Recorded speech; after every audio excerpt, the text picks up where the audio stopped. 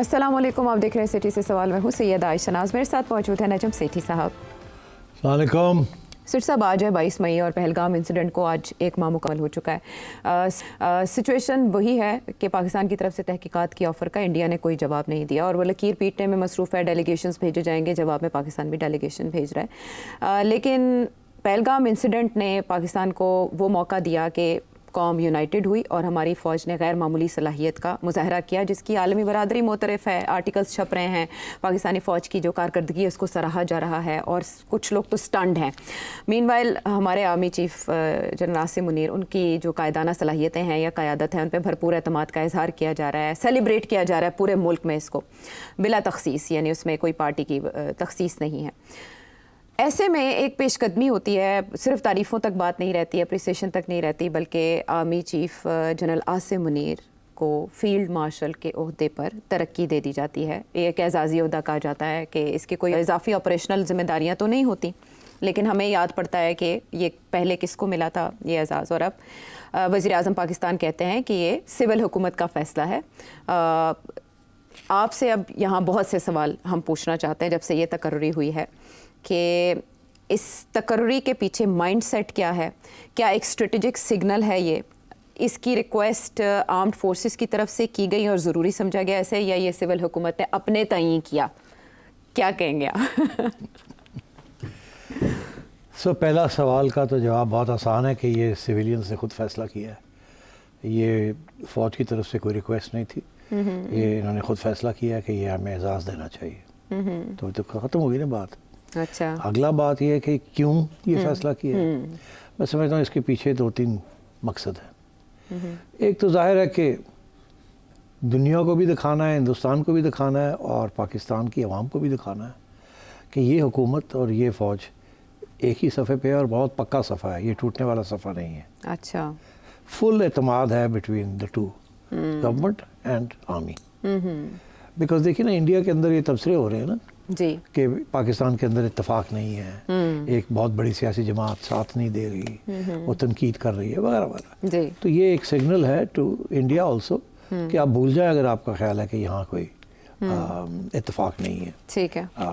और इसमें जाहिर है कि पीटीआई की तरफ से भी शमूलियत है ना जी, उन्होंने मुबारकबाद दी, बल्कि अप्रिशिएट किया और एंड सो ऑन, किरदार को अप्रिशिएट किया। तो मेरा ख्याल है कि एक तो ये सिग्नल है, मगर मैं समझता हूँ इससे भी एक बड़ा सिग्नल है। क्या? वो सिर्फ पाकिस्तान की आवाम के लिए नहीं, सारी दुनिया के लिए भी वो सिग्नल है और इंडिया के लिए भी। वो ये है कि ये जंग हमने जीती है, हमने हारी नहीं है, आप जीते नहीं है, हमने जीती है। ओके ओके, ठीक है।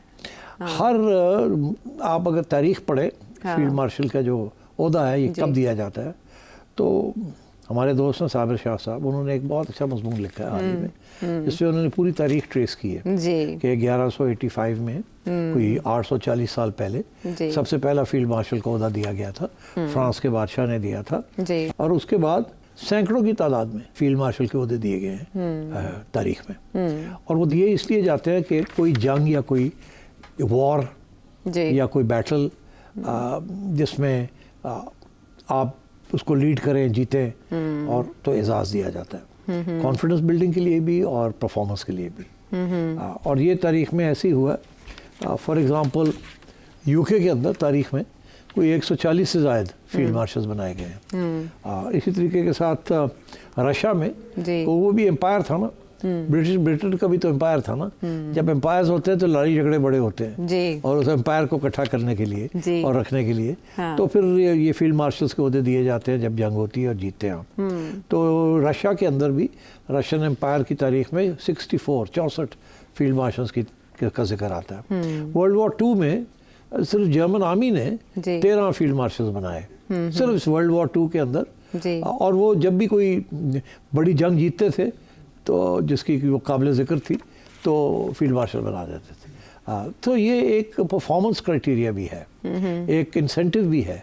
सो इन दिस केस ये एक तो ये performance of the armed forces को पहचाना गया है, और जिस पे हमें मालूम है कि आर्मी के जो चीफ होता है उसका वही फैसले सारे करता है, बाकी एयरफोर्स और नेवी जो है वो फॉल इन लाइन करते हैं।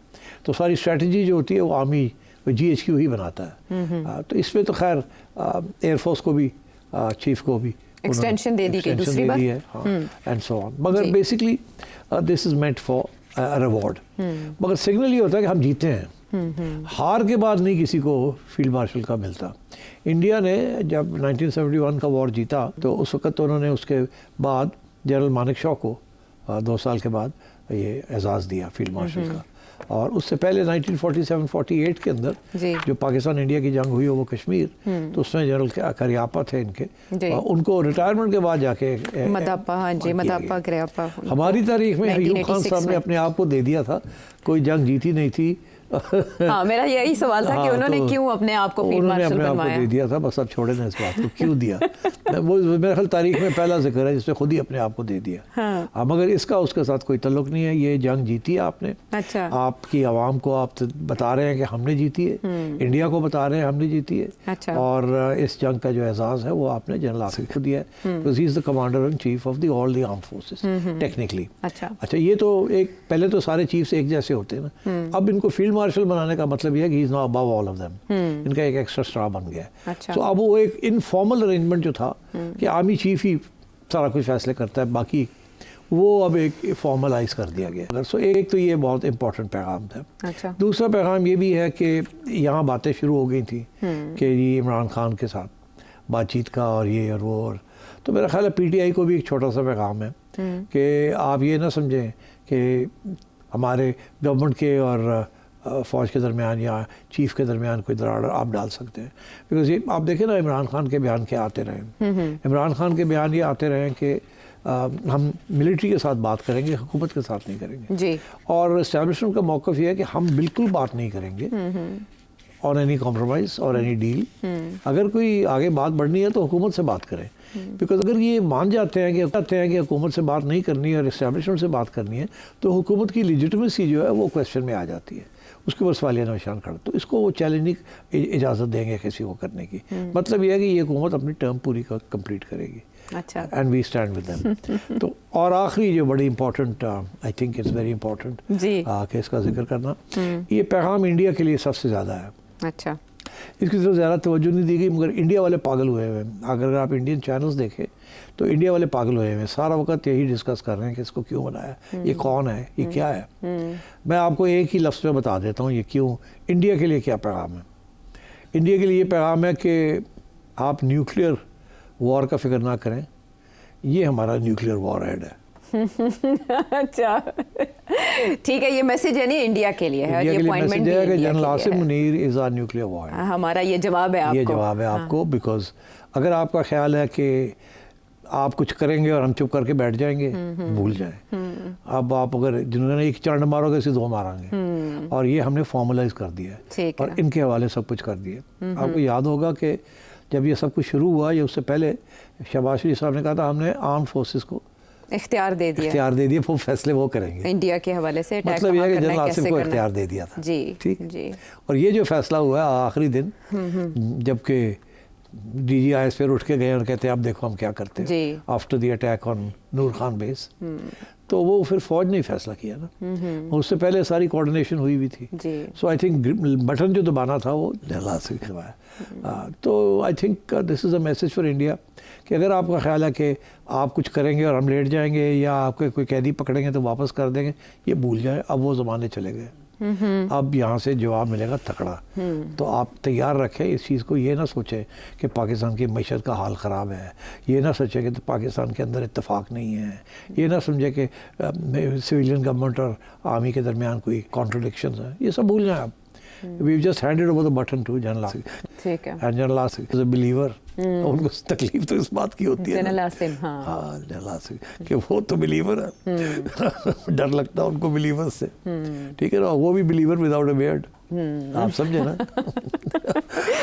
तो वो I think this is a message कि this is our nuclear weapon. ठीक है। जब ये टक करेंगे तो फिर आप समझे कि there will be a nuclear type of response. Right. तो दिस इज अ डिटेरेंस।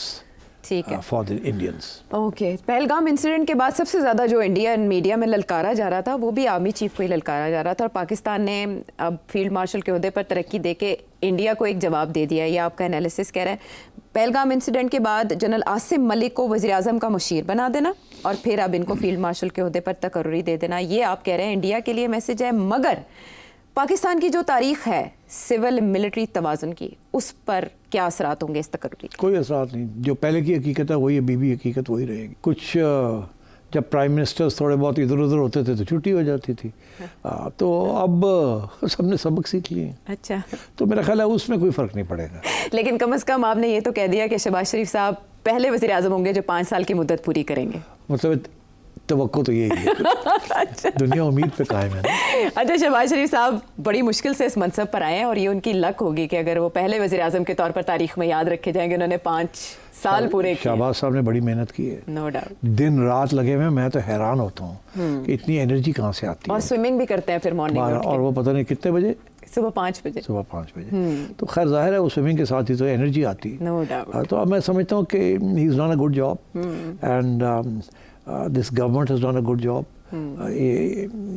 ये वॉर जीतना जो था इट वाज वेरी इंपॉर्टेंट। हाँ, मगर इसके और भी बहुत से पहलू हैं, वो फिर किसी वक्त डिस्कस करेंगे। ठीक। क्योंकि देखिए इस वक्त मैं सिर्फ इशारा करूंगा, क्योंकि I don't want to take anything away from the victory. बात यह है कि सिचुएशन बहुत नाजुक है इंडिया पाकिस्तान की, अच्छा, और इससे बहुत कूल हेडेड रैशनल थिंकिंग की ज़रूरत है ऑन बोथ साइड्स।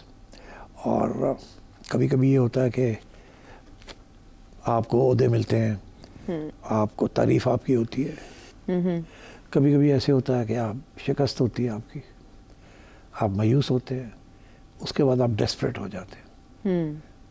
तो ये ख़तरे हैं इस सिचुएशन के अंदर कि जो लोग हारे हैं वो शायद डेस्परेट होकर कुछ ऐसा काम न कर दें जो कि और भी नुकसानदेह हो सबके लिए। और दूसरी तरफ ये है कि आप इतनी तारीफ़ करें किसी की कि वो हकीकत को भूल जाएं और शायद कोई एडवेंचरस एक्ट कर लें। बस इससे ज़्यादा कहने की ज़रूरत नहीं है। Situation is very delicate on all sides. ठीक है, डेस्परेशन तो इंडिया की पता चल रही है बलूचिस्तान में खुशदार के इंसिडेंट से भी, और केपी में भी इस तरह के वाक़यात हुए हैं। लेकिन अगर हम फील्ड मार्शल के ओहदे पर तरक्की की तरफ आएँ, सवाल ये भी उठ रहे हैं कि अब आर्मी चीफ के ओहदे पर कौन होगा, या मुद्दत उनकी कितनी होगी, ताहयात होंगे, क्या बनेगा बाकी सर्विसेज चीफ्स का, उनको कौन तरक्की। अपनी जगह पर सानवी सवाल हैं, बट कुछ लोग इस तकर्री को पाकिस्तान तहरीक इंसाफ के लिए भी एक पैगाम समझ रहे हैं। आपने तो प्रेडिक्ट किया था कि पीटीआई के लिए अच्छे दिन आने वाले हैं, लेकिन नकाद ऐसा नहीं समझ रहे। बैरिस्टर गौहर ये अपील कर रहे हैं कि सख्तियाँ पीटीआई के लिए कम होनी चाहिए। तो क्या बनेगा पाकिस्तान तहरीक इंसाफ का इसके बाद? देखिए, मैंने ये कहा था आपको जंग शुरू होने से पहले, खान साहब को आगाह किया गया कि ये सूरत हाल है, इत्तेफाक की ज़रूरत है जी। हाँ, और खान साहब ने हाँ में हाँ मिलाई कि ठीक है। उस वक़्त सिचुएशन वो नहीं थी जो उसके बाद हुई है। उस वक़्त सिचुएशन ये थी कि अभी इत्तेफाक होना था, अभी जंग होनी थी, अभी उसके नताइज निकलने थे, तो सबको इकट्ठा किया जा रहा था। अब सूरत हाल फ़र्क है, अब आपने जंग जीत ली है जी, एज मिल गया आपको, आपने जंग जीत ली है, आपको ओहदा नया मिल गया है, आप मजबूत हो गए ना अब, और आवाम भी आपके पीछे खड़ी थी। हाँ जी, मुखालिफत हिमायत में बदल चुकी है, यूनिटी आ चुकी है, सब मुतरिफ हैं आपके। अब उस वक्त अगर बैलेंस ऐसे था कि खान साहब की ज़रूरत थी उनके सपोर्ट की, तो अब शायद ये लोग सोचें कि अब हमें खान साहब के सपोर्ट की ज़रूरत नहीं है, अब तो हमने करके दिखा दिया है। इसीलिए तो वो डी जी साहब, ISPR साहब यही पूछते हैं ना, हुण दसो, तुसी कह रहे हो फौज की कर दी, ऐसी करके दिखाता ना, हुण दसो। फौज अपना काम नहीं करती, आप उनसे जवाब लें, ये उन्होंने जवाब दे दिया ना। तो now obviously the army and the armed forces are feeling confident, success is nothing like it, और तारीफ हो रही है, और जायज़ तारीफ हो रही है। तो जाहिर है कि इस सूरत हाल में वो जो पहले अर्जेंसी थी ना कि PTI को थोड़ा बहुत स्टिच अप किया जाए, उनको साथ लेके चलने का। अच्छा। अब अगर PTI फिर गड़बड़ करेगी तो फिर ये दूर हो जाएंगे, बिकॉज अब वो कंपल्शन नहीं होगी ना कि इनको साथ लेके चलना है। अच्छा। अब मैं इसलिए जिक्र कर रहा हूँ कि एक डिबेट चल रही है बाहर कि अब PTI करेगी क्या, जिसका ताल्लुक आपके सवाल के साथ भी है कि ये PTI के लिए क्या पैगाम है। PTI के लिए ये पैगाम है कि आपने अब बातचीत करनी है हमारे साथ तो हुकूमत के साथ करें, हमारे साथ नहीं बातचीत होगी। ये एक पुराना मौक़िफ़ है इस्टेब्लिशमेंट का कि हमने तो एक सिस्टम बना लिया है, अब एक गवर्नमेंट है, इसको तो आप चैलेंज नहीं कर सकते, अगर आप करेंगे तो फ़ायदा कोई नहीं है। तो इसलिए अगर आपने कोई बातचीत करनी है, आगे जाने की बात करनी है, तो इस हुकूमत से बात करें। खान साहब का पहले मौक़िफ़ ये था कि हम सिर्फ इस्टेब्लिशमेंट से बात करेंगे, बीच में फिर ये मौका बदला और कहा नहीं हुकूमत से भी बात कर लें, आपको पता है इस्टेब्लिशमेंट की तायीद से हुकूमत से भी बात करने को तैयार है अगर इस्टेब्लिशमेंट है तो फिर चेंज हो गया जी। फिर अब लेटेस्ट जो है वो यही है कि अब तो सिर्फ इस्टेब्लिशमेंट से बात करेंगे, किसी और से नहीं बात मैं खुद दावत दे रहा हूँ उनके ट्वीट में। तो अब ये है कि अब वो फिर इस्टेब्लिशमेंट के मौक़िफ़ के खिलाफ जा रहे हैं। कोई इस्टेब्लिशमेंट तो ये कह रही है ना हमारे से बात नहीं होगी, इनसे बात करें जी, सियासतदानों से करें, सियासत के मामला सियासतदानों से करें। तो वो अब फिर उन्होंने कह दिया कि नहीं हम तो सिर्फ इनके साथ बात करेंगे। इसका ये मतलब है ये बात आगे अब नहीं जाएगी। 6 तारीख से लेके आज तक में ये तब्दीली जो आई है ये कोई प्रिडिक्ट नहीं कर सकता था कि यहाँ जाके ऐसे बात होगी। शॉर्ट वॉर होगी जो कि डिसाइसिवली हम जीतेंगे, खान साहब अपनी पोजीशन को फिर चेंज करेंगे एंड क्योंकि अब तो उन्होंने ये भी कह दिया ना अपने लोगों को तैयारी करें एहतजाज की, जी कह दिया ना। और अभी जो ट्वीट की है उन्होंने जी, ट्वीट के अंदर उन्होंने फिर एक ऐसा मौक़िफ़ इख्तियार किया है जिसके साथ किसी सूरत में भी उनकी बात आगे नहीं बढ़ सकती। हाँ, वो जो ये जो कह दिया ना कि बादशाह बन जाते जी, ये कॉन्ट्रडिक्शन इसी में है, इन्हीं स्टेटमेंट्स के अंदर है कि एक तरफ वो कह रहे हैं मैं एस्टेब्लिशमेंट को दावत दे रहा हूँ मुल्की मफाद में, फिर दूसरी तरफ वो माशाल्लाह कह रहे हैं कि general Asim Munir field marshal बन गए, वो खुद को बादशाह का टाइटल दे देते, बादशाह बन तो जाते। तंज़िया कर रहे हैं ना। हाँ, तो इससे कैसे सिचुएशन तो बेहतर हो सकती है? नहीं होगी बेहतर। अब ये खान साहब ने फिर उन्होंने रोड़ा पाता बिच और ये पहले से ये है कि खान साहब पहले पता नहीं समझ नहीं मुझे खुद आती कि ये करते कुछ है फिर चेंज कर देते हैं, फिर करते कुछ है, या ये है कि जो लोग इनकी आके तर्जमानी करते हैं जी, वो कुछ गलत बात कर देते हैं। देखिए ना, जब ये बैरिस्टर साहब इनको मिल के आए जी, तो बैरिस्टर साहब ने तो बड़ी पॉजिटिव बातें की जी, उसके बाद उनकी हमशीरा मिल के आई तो वो उन्होंने आके कहा कि वो तो खत्ते हैं कि फिर यही बनना था तो बादशाह बन जाते जी। तो उस वक्त तो बंदा सोच रहा था कि पता नहीं उन्होंने क्या कहा, ये ज़्यादा सियासी नहीं है हलीमा खान, इसने आके अपने लफ्ज़ों में ये बात कर दी, पता नहीं उन्होंने फॉर्मली ये बात की या हमें बातों बातों में कह दिया। होते हैं ना लोग जो पब्लिक कंजम्पशन के लिए कुछ और होता है, प्राइवेटली कुछ और ही होता है। बड़े लोग मुझे मिलते हैं जो कि पब्लिक में ये कहते हैं भाई ठीक किया, प्राइवेटली कहते हैं बादशाह बनाता हूँ। हाँ। अच्छा, तो मतलब है कि ये मगर पब्लिक में ये नहीं कहेंगे। हाँ। तो मेरा ख्याल था कि ये लीमा ने उस किस्म की बाउंड्री मारी है। अब वो ट्वीट के अंदर खान साहब ने खुद ही कह दिया और कहा जाता है कि ट्विटर जो है वो हलीमा खान साहिबा की। अब ये नहीं मुझे पता, मगर बात ये है कि आज मिले हैं ना आके लोगों को, वकीलों से भी मिले हैं, दूसरों से भी मिले हैं, अफवाह चौरी से भी मिले हैं वगैरह वगैरह जी, उन्होंने ट्वीट में जिक्र तो किया। फिर ये तो जेन्युइन ट्वीट है ना, तो इससे फिर उन्होंने चूड़ी फेर बढ़ती। तो मेरा नहीं ख्याल खान साहब इज़ रियली इंटरेस्टेड। वो पार्टी की तरफ से बड़ा प्रेशर है कि यार बातचीत करो, बात को आगे बढ़ाओ।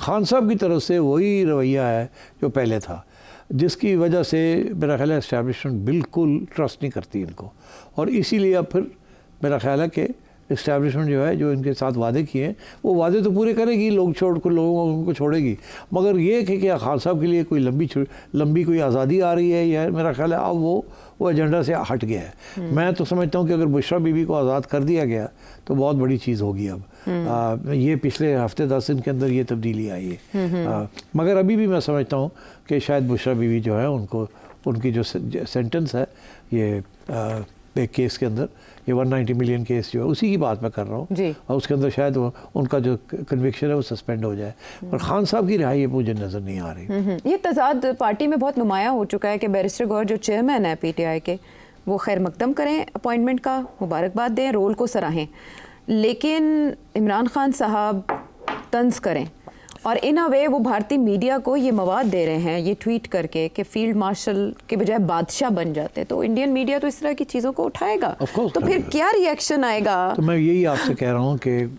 खान साहब की समझ नहीं आती, वो सारी पार्टी को उन्होंने मुश्किल में डाला हुआ है, अपने सपोर्टर्स को मुश्किल में डाला हुआ है। मैं जहाँ भी जाता हूँ इनके सपोर्टर्स मुझे कहते हैं कि एक खान साहब को अकल किदों आएगी, जो अकल आएगी तो बाहर आ जाएंगे, साड़ी पार्टी फिर चलेगी, आके लीड करन जेल बह के की होएगा, जिद क्यों करते पे ने, ऐसी लोग बातें इनके सपोर्टर्स कर रहे हैं। वो सारे यही उम्मीद में बैठे हैं कि खान बाहर आएगा, कोई कॉम्प्रोमाइज़ होगी, फिर एक इलेक्शन की तरफ हम जाएंगे, फिर हमें मौका मिलेगा तो हम फिर इलेक्शन में हिस्सा लेंगे, फिर खान साहब पावर में आएंगे, फिर हमारे काम होंगे या हमारी ख्वाहिश पूरी होगी वगैरह वगैरह। मगर खान साहब तो उधर जा ही नहीं रहे। खान साहब अभी भी पता नहीं, मैं वही कह रहा हूँ, मैंने हर दफ़ा मैं ये कहता हूँ खान साहब अपने घोड़े से नीचे उतरे, देखें आगे क्या सूरत हाल है। और खान साहब डटे हुए नहीं। अब पता नहीं क्या होता है इनको, एक दिन एक बात करते हैं, दूसरे दिन फिर दूसरी बात करते हैं। तो मैं ये समझता हूँ कि खान साहब ने अपना केस जो है ना थोड़ा सा फिर ख़राब कर लिया है। उन्हें खैर मकदम करना चाहिए था इसका। ये वैसे भी अलामत होता है, एजाज़ में दिया गया है भारत के साथ जो हमने जंग लड़ी, उन्हें खैर मकदम करना चाहिए था। तरीका यही था कहना कि हमने जंग जीती है, अवाम साथ है, फौज जो है, this is a good award to give, we are proud of our armed forces. और बिल्कुल ऐसी बात कर देते अगर उनका ज़ाती भी मसला है, मगर ये बात क्यों करने की क्या ज़रूरत थी। और फिर इस्टेब्लिशमेंट को दावत भी देना बातचीत की, तो इस्टेब्लिशमेंट कौन है? एक तरफ आप तंज कर रहे हैं उनके ऊपर, एक तरफ आप अपने लोगों को कह रहे हैं एहतजाज की तैयारी करो, और उनका कोई मूड नहीं है एहतजाज करने का। Let me tell you this, कोई बंदा नहीं निकलना बाहर। मीटिंग्स ही हो रही है ईद के बाद, सुना था। क्या सुनने, इनकी नहीं होना इनसे, और ये फिर मुलतवी हो जाएगा, फिर खान साहब का कोई बयान आ जाएगा, फिर कोई एक नई चीज़ चलेगी। ये एक अच्छा कदम उठाया था कि जी ये हो रहा है, और उनकी तरफ से इनका अच्छा रिएक्शन था, वेरी गुड, वी यस करो। फिर उस वक्त इनकी बात भी आई कि इंडिया जो है उसको ट्रस्ट नहीं करना, ये नहीं करना, तैयारी करें and so on, all very good. अभी क्या जरूरत थी ये कहने की? तो मैं ये समझता हूँ कि खान साहब अपना केस खुद ख़राब कर लेते हैं।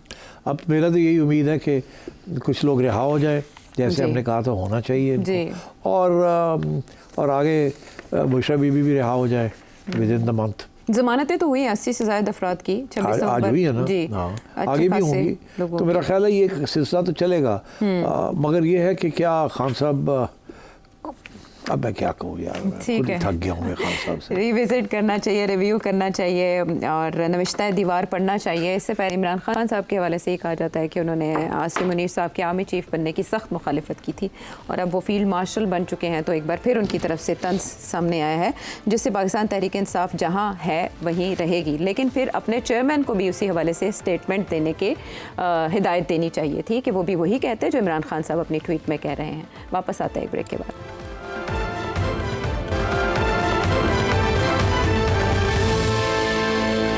शो में साथ देने का शुक्रिया। सिरसा पहलगाम इंसिडेंट के बाद, और जब ये वॉर पाकिस्तान ने जीती, जिस तरह से दुनिया मुतरफ हुई, आप तब भी बता रहे थे और अब आज भी आपने जिक्र किया कि हालात बहुत नाजुक हैं, होश से काम लेना होगा, डेस्परेशन है उस तरफ। बहुत दिन पहले ही आपने अलर्ट कर दिया था कि भारत क्या कर सकता है। क्या कहा था आपने, वो सुनते हैं। पाकिस्तान के अंदर एक्ट्स ऑफ टेररिज्म जो है वो बढ़ सकते हैं। पहले भी टारगेटेड किलिंग्स हो रही थी यहाँ, अब शायद और ये टारगेटेड किलिंग्स होंगी विद और बलूचिस्तान और टीटीपी को और शायद इमदाद मिले to do what they are doing, BLA वगैरह को। तो इस किस्म की चीज़ें ये करेंगे, और यही करेंगे। अब तो वो खुले कह रहे हैं ना कि जी हमने तो पाकिस्तान के 4 टुकड़े करने हैं, 2 टुकड़े पहले कर दिए थे, 2 और करने हैं, और अब बलूचिस्तान को तो हमने करना है, ये तो उनको तो रिकग्नाइज कर लेंगे एज एन इंडिपेंडेंट, ये वो वगैरह इस किस्म की बात। बिल्कुल धमकियाँ दी जा रही हैं ओपनली। ये तो मेरा ख्याल है इस किस्म की वो चीज़ें करेंगे। 28 दिन पहले आपने ये प्रेडिक्ट कर दिया था, और खुजदार का इंसिडेंट हुआ इससे पहले KP और बलूचिस्तान में भी 12 के करीब दहशतगर्द मारे गए हैं। ये पीर वाले दिन का वाक़या है। आपने जो 2 बातें कही कि ये टैक्स ज़्यादा हो जाएंगे, वो बढ़ना शुरू हो गया प्रॉक्सीज के ज़रिए, और ख्वाजा आसिफ, हमारे DGI SPR और इसहाक डार साहब ये बता रहे हैं कि हमारे पास इंडियन फंडिंग के सबूत हैं बाकायदा, जो ICJ को भी दिए जा चुके हैं, इंटरनेशनल कोर्ट ऑफ जस्टिस को। बट दूसरी तरफ इंडिया अपनी हद धर्मी पर कायम है, वहाँ वो नैरेटिव वही पका रहा है। लेकिन किस हद तक वो इसमें कामयाब हुआ पाकिस्तान के ख़िलाफ़ इंटरनेशनल कम्युनिटी को ऑन बोर्ड लेने में? आप क्या समझते हैं कि इंडिया का अभी तक कितना इफ़ेक्टिव रहा अंदाज़? देखिए, अब 3-4 पॉइंट्स तो बड़े वाजे हो चुके हैं। हिंदुस्तान का मीडिया, गोदी मीडिया या गोदी का, अब गोदी मीडिया है ना, गोदी मीडिया, मगर वो मेरा ख्याल है गोदी मीडिया बेहतर है, क्योंकि वो BJP की गोद में बैठा हुआ है। ठीक, तो गोदी हो या गोदी हो, ठीक है।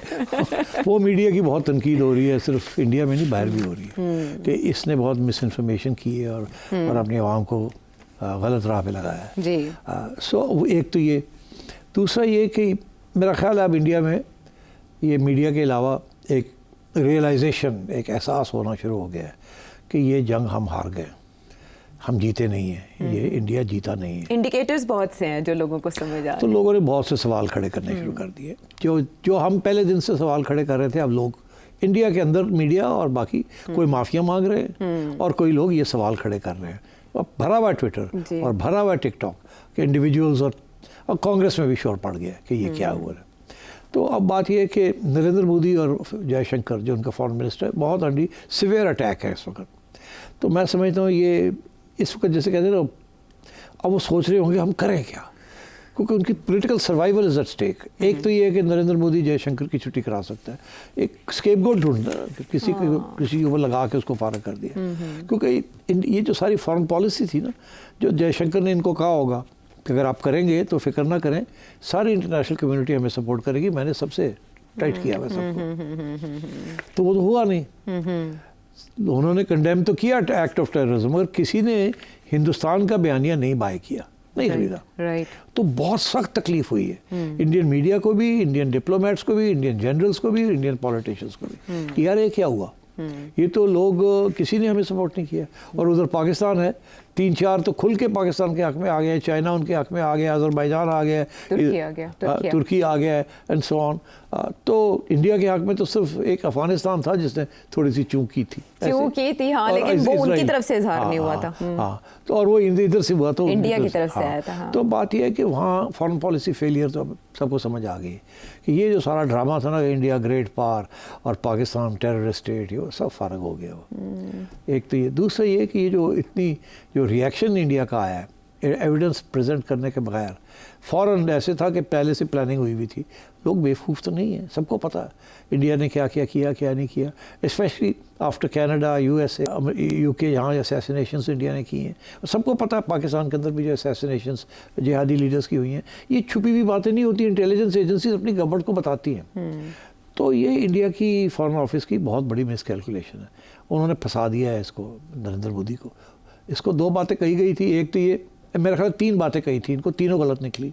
एक ये कि ये हम करेंगे, हमें कामयाबी होगी, पाकिस्तान को हम उड़ा देंगे, फिक्र ना करें, राफेल आ गए, इंतशार इतना है, पोलराइजेशन है, तो हम सारे एक आर्ग्यूमेंट से कि यूनिटी नहीं है, आर्मी जो है कमज़ोर है, सियासी प्रॉब्लम मुखालिफत है और पैसे नहीं है, कैसे जंग लड़ेंगे, और फिर हमारे पास राफेल आ गए, ऐसी। एक तो ये बैड असेसमेंट।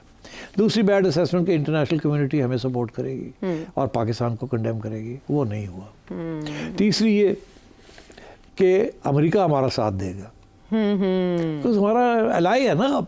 अब 2 चीज़ें थी, एक कि रशिया भी हमें सपोर्ट करेगा और दूसरा ये अमेरिका भी हमें सपोर्ट करेगा। रशिया इसलिए बिकॉज सारे हथियार हम रशिया से लेते हैं, अमेरिका इसलिए कि आगे हम जो लेने जा रहे हैं हथियार भी और जो तजारत करने जा रहे हैं डोनाल्ड ट्रंप के साथ, बड़ी दोस्ती भी होगी है, तो आगे हम अमेरिका, तो ये दोनों हमें सपोर्ट करेंगे। तो दोनों ने सपोर्ट नहीं किया, एक ने तो मरवा दिया इनको।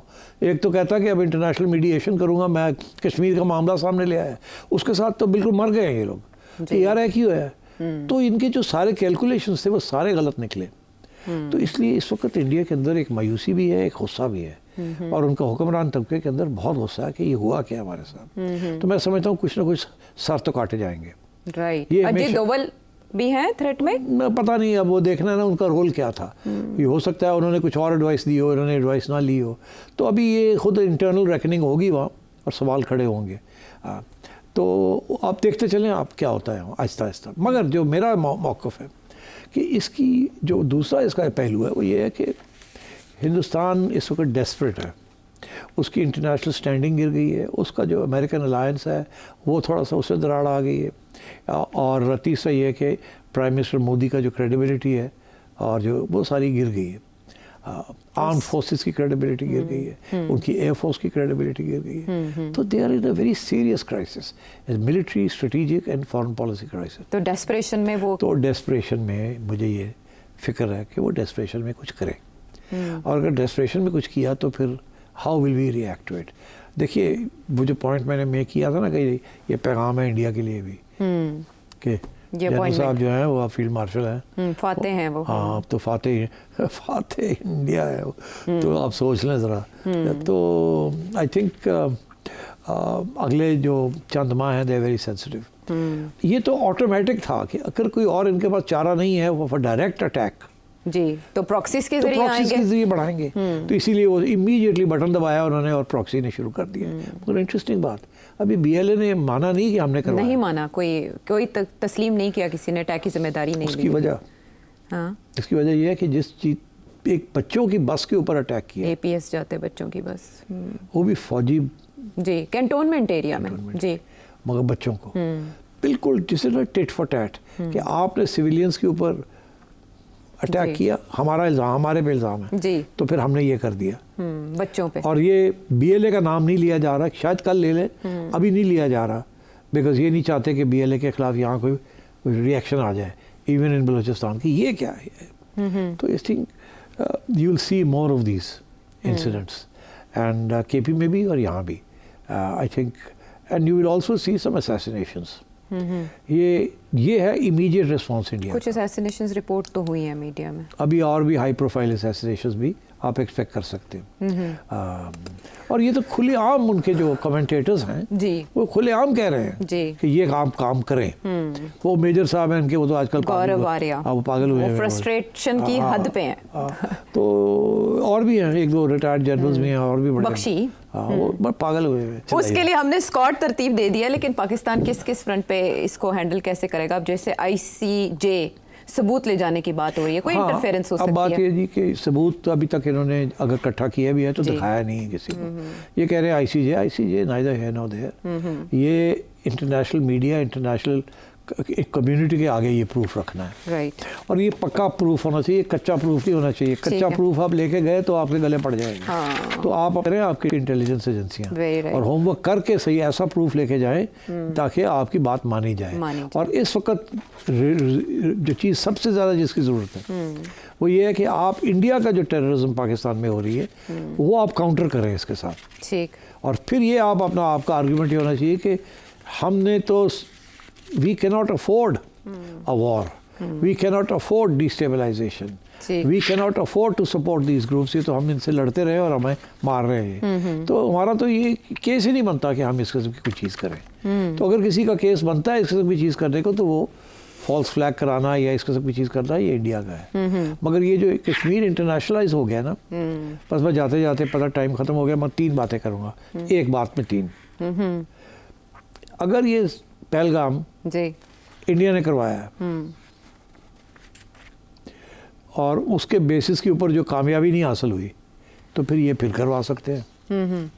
उधर ही एक और वाकया फिर कहीं इंडिया में, ठीक है, कश्मीर में, इंडिया में, कहीं भी, ज़रूरी नहीं कश्मीर में। ओके। दूसरा ये कि अगर ये किसी कश्मीरी इंडिपेंडेंट ग्रुप ने किया तो वो तो बड़े खुश होंगे कि इंटरनेशनलाइज हो गया है ये, तो वो फिर कर सकते हैं। और अगर जो इल्ज़ाम हमारे पे लग रहा है तो हमने तो इंटरनेशनलाइज भी कर दिया और वॉर भी जीत ली। तो मैं ये कह रहा हूँ कि इंसेंटिव्स जो हैं वो हर एक के पास हैं, जिसने पहले किया वो फिर कर सकता है। Right. Which is why I am very scared कि ये मामले को तय करना चाहिए। इंटरेस्टिंग बात ये है कि अभी तक लोग इधर जा नहीं रहे हैं कि रूट कॉज क्या है इन चीज़ों की। अच्छा। ये जो नई डॉक्ट्रिन इंडिया ने बनाई है ये तो doctrine is for war.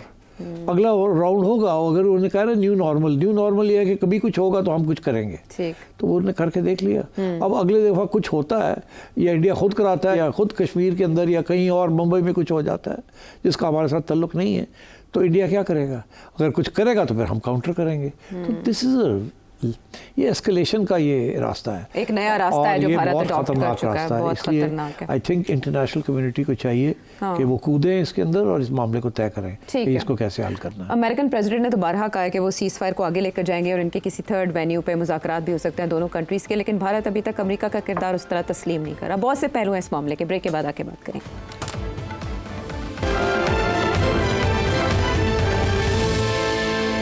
Show में साथ देने का शुक्रिया। कशीदगी की फिजा बरकरार है, ये और बात है कि पाकिस्तान फातेह है और भारत बेशक कभी इस किरदार को पाकिस्तान के वो तस्लीम कर नहीं सकता, लेकिन जो पाकिस्तान के किरदार को तस्लीम कर रहा है या अप्रिशिएट कर रहा है या ग्रेट करार दे रहे हैं लीडर को भी। अब I don't know Donald Trump का किसकी तरफ इशारा था कि पाकिस्तान का कौन सा लीडर ग्रेट है, वो बहुत इसमें पुरजोश हैं। और वज़ीर-ए-आज़म पाकिस्तान ने भी ये कहा है कि पाकिस्तान और इंडिया के दरमियान UAE या सऊदी अरब किसी एक जगह पर मुज़ाकरात हो सकते हैं। इस तरह से सिचुएशन डिफ्यूज़ हो सकती है दोनों मुल्कों के दरमियान। देखिए सिचुएशन कोई डिफ्यूज़ नहीं होनी, बातें होंगी, मुझे तो मुश्किल लगता है कि इंडिया इनके साथ बैठ के बात करेगा। मेरा ख्याल है ज़्यादा से ज़्यादा DGMOs के लेवल के ऊपर बात होगी। आई वुड बी सरप्राइज्ड अगर ये पता चलता है कि इंडिया और पाकिस्तान के मुज़ाकरात शुरू हो गए किसी थर्ड कंट्री में, और पाकिस्तान ने तो ऑलरेडी अपना एजेंडा बता दिया है कि 4 पॉइंट्स है एजेंडे में, कश्मीर, पानी, टेररिज्म और तजारत। ठीक, इंडिया तो सिर्फ कहेगा टेररिज्म और आपकी टेररिज्म, ना वो कश्मीर बात करेगा, ना वो पानी की बात करेगा, ना वो तजारत की भी नहीं करेगा। हाँ, उससे सिर्फ बात करनी टेररिज्म की। तो या तो दोनों जाएंगे ये कह के कि हम ये करने जा रहे हैं और एक राउंड होगा जिसके अंदर उसके बाद बंद हो जाएगी। ये दुनिया को दिखाने के लिए कि कौन, अगर इंडिया कहता है हम नहीं जाते तो इंडिया को लोग कहेंगे क्यों नहीं जा रहे, हम कहेंगे हम सो तैयारी शायद सब कर लें, मगर ये बात बढ़नी नहीं आगे। और ये बड़ी अनकंफर्टेबल सिचुएशन रहेगी between India and Pakistan until the next round. ये मैं आपको बता दूं, नेक्स्ट राउंड होना है, मुझे फिक्र है कि नेक्स्ट राउंड होगा, और कितनी देर के बाद होगा I can't say. In the meanwhile terrorism चलेगी, स्पेशली इन पाकिस्तान, एंड मगर कोई मीनिंगफुल डायलॉग नहीं होगी। राइट। और इसमें आप ये कह चुके हैं कि इंटरनेशनल जो फोर्सेस हैं, आलमी बरादरी जो है वो इसका नोटिस लेना चाहिए, और इसमें सबसे बड़ा किरदार अमेरिका का होगा। डोनाल्ड ट्रंप ने 8 दफ़ा जिक्र कर दिया जी कि मैंने कराया, जहाँ जाते हैं वो यही जिक्र करते हैं, और इंडिया बहुत नाराज है उनसे। ठीक, अब क्या डोनाल्ड ट्रंप फिर यू टर्न लेंगे? तो यू टर्न वो उसने इतनी आसानी से नहीं लेनी, ले सकता है, ही कैन डू एनीथिंग। मगर मैं समझता हूँ इंडिया US रिलेशनशिप्स इस वक्त टेंस है। Pakistan US is good, Pakistan China is superb. कल के प्रोग्राम में let's discuss one very important development in Beijing. China के अम्ब्रेला में पाकिस्तान और अफगानिस्तान के दरमियान जो मामला सेट हो रहे हैं वो बहुत इंपॉर्टेंट है। पहले ये कहा जा रहा था कि पाकिस्तान और इंडिया के अंदर हाइफन है, इंडिया को तकलीफ हो रही थी। फिर ये कहा गया कि ओहो ये Pakistan dash China dash India बन गया है। हाँ, यही फिक्र था ना, अब तो चाइना भी आ गया बीच। इंडिया को तकलीफ थी पाकिस्तान के साथ हाइफन क्यों डाला जा रहा है, हम तो बिल्कुल कहीं और लीग में हैं, तो उनको पाकिस्तान को भी उस लीग में डाल दिया। अब चाइना भी आ गया, और कल के प्रोग्राम में हम बताएंगे अफगानिस्तान कैसे आया है, और मैं समझता हूँ इंडिया में बड़ी तकलीफ होगी। हाँ, भारत को नहीं मिला, उसने भारत को हाथ नहीं पकड़ाया, और अब वो चाइना की सरपरस्ती में पाकिस्तान के साथ मामला कैसे आगे बढ़ेंगे, कल के शो में इसको डिस्कस करेंगे। सवाल आपके जहन में तो भेजिए इस नंबर पर। इजाज़त है।